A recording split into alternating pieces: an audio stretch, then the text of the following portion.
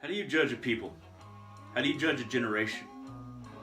The simplest way that I think I could put it is that a generation of people, whether it be one cultural group or another, one nation or another, one generation or another, can be judged by the value they place on a human life.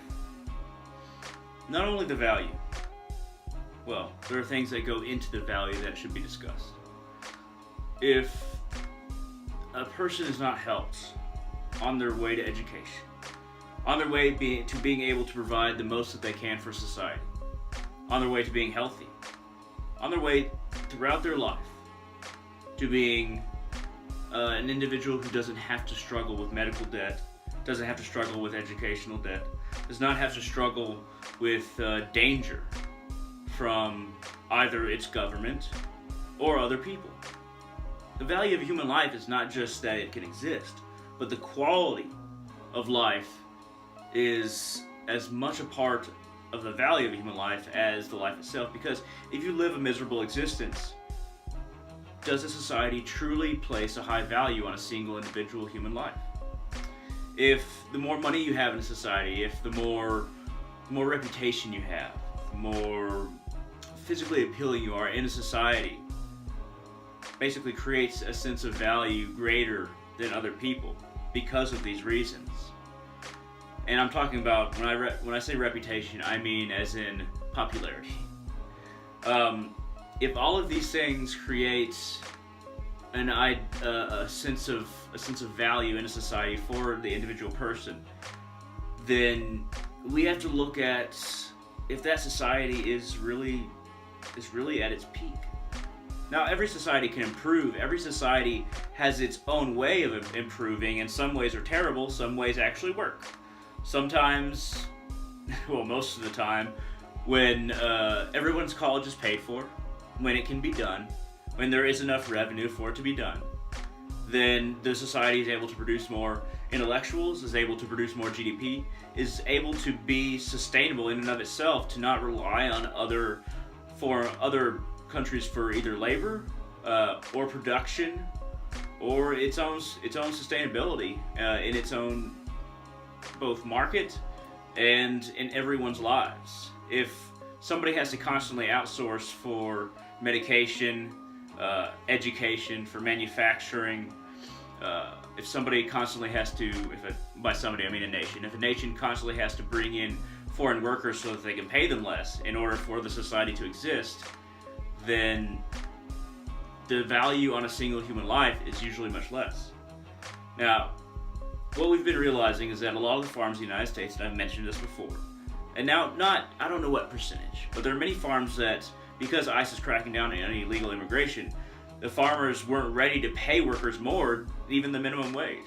So much of the food that we have is rotting in the fields.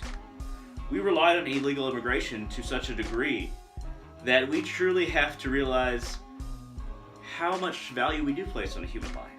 How effective is our system to where it is only sustainable off of somebody not being paid what they're owed, not being paid a livable wage. And if we're going after immigrants, if we're going after those who even immigrated illegally, or those who are of a particular religion, we have to ask ourselves once again, what value do we truly place on a human life? Is an American life the standard for value to us? Or is being human the standard for value? Now, these are just some of my musings tonight. I don't have all the answers. But I think that in a system where it's a combination, not just democratic socialism or capitalism, but a combination of the two, to where education and medical care is provided, and you have a fair representation in court, and there's not ridiculous fines, and there is a degree of protection that allows your fellow countrymen to feel protected and feel safe in their homes, and like they can live a full life in that society, because the society really shares its government, allows everyone to exist in a way that really the quality of life becomes much higher, and that attributes to the value of a human life, but much higher in first world countries in Northern Europe than in other countries.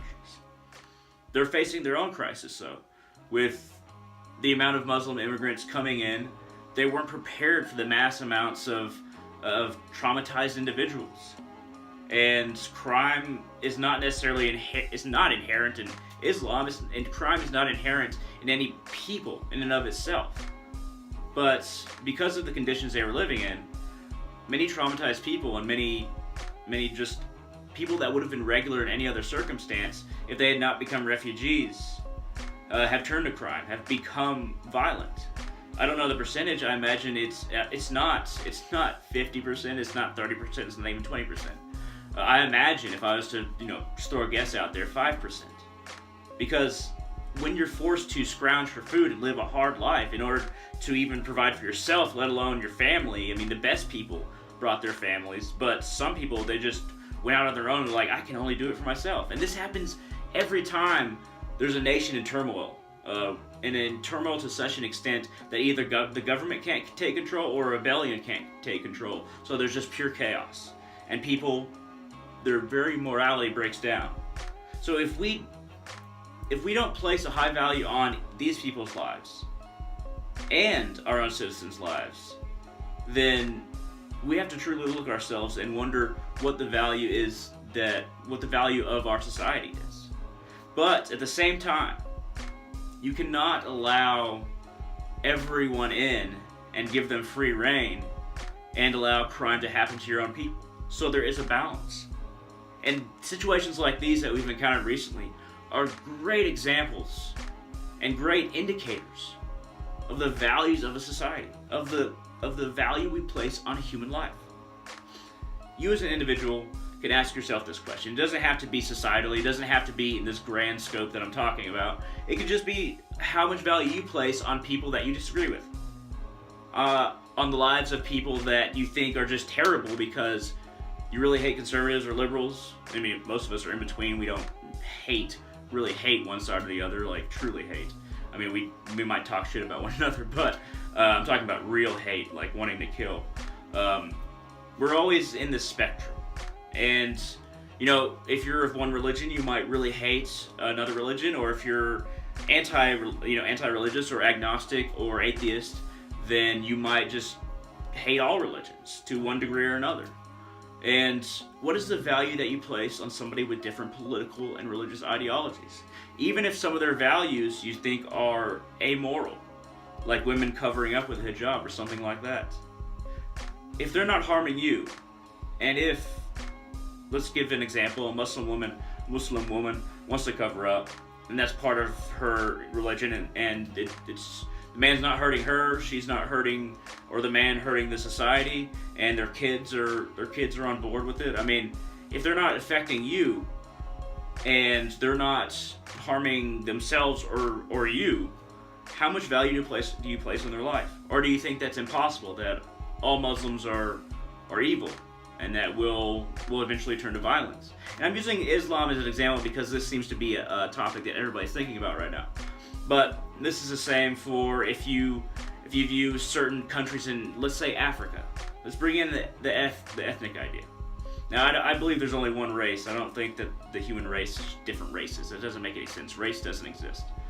Racists do because they believe in race and they think that other races are inferior. That's what makes you a racist. But without getting too far into that, if we're looking at certain countries in Africa where people are really trying to do the best they can, but they're living in shacks, and they just don't have the resources. They can't even, I'm not saying every single one can't get a job, but I'm saying that, like, let's give a really destitute nation like Kenya, a lot of people can only live in shacks, and they're doing the best they can and trying to find as much work as they can, and scavenging a lot of the time.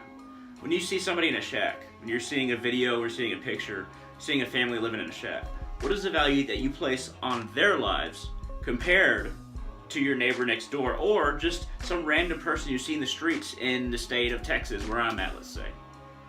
Is there a difference? Is there a difference in the value that you place on human life? And why is that so? I'm not so much giving you the answers. I'm asking you to ask yourself. And then once you realize where your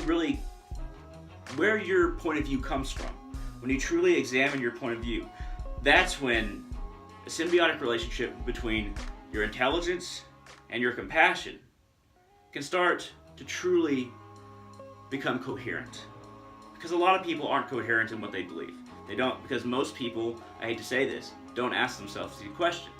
And whatever you believe, even if you agree with me or disagree with me, my point for this video is that you should ask yourself, what is the value placed on a human life?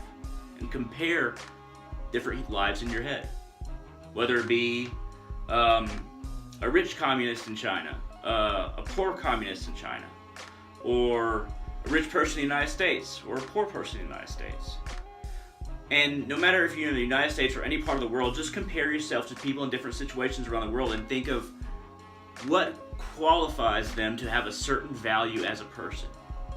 If there's a really rich, greedy person, and I don't have a lot of love for them, especially the ones that hoard money and don't give their workers a fair share of really the work that they're producing, that's taking as much as possible. I don't have a lot of respect for that. But the value of that person's life, I try to consider every human being's life as equally valuable. That's just me, but there are certain conditions. If somebody is hurting somebody else, then that person must be stopped. And if their death is what is necessary in order for them to stop hurting other people that aren't hurting them, then I think that's when the value of human life really goes down. When you're hurting somebody else, when that person isn't doing anything to you, or that person is doing something that really doesn't affect you, you're just outraged by it. So there's a lot of factors to really bounce around your head, and I'd like to open up a dialogue in the comment section below on YouTube. I'll post this on Facebook too, and you can open up comments down there on Facebook, and shoot this video a like if it made you think, even if you don't agree with me. If it made you think, hit that thumbs up down there. And feel free to subscribe to my channel if you want more content like this, because I produce a lot of videos like this. And I'm not monetized, so I'm not making any money off YouTube right now. I could be monetized, but I'm not. And I still haven't decided if I ever want to monetize. But if you want to support me on Patreon, feel free to go to www.patreon.com/darkrealist, capital D, capital R. So hey, thank you very much for watching. Hope this made you think, and all of you have a great day.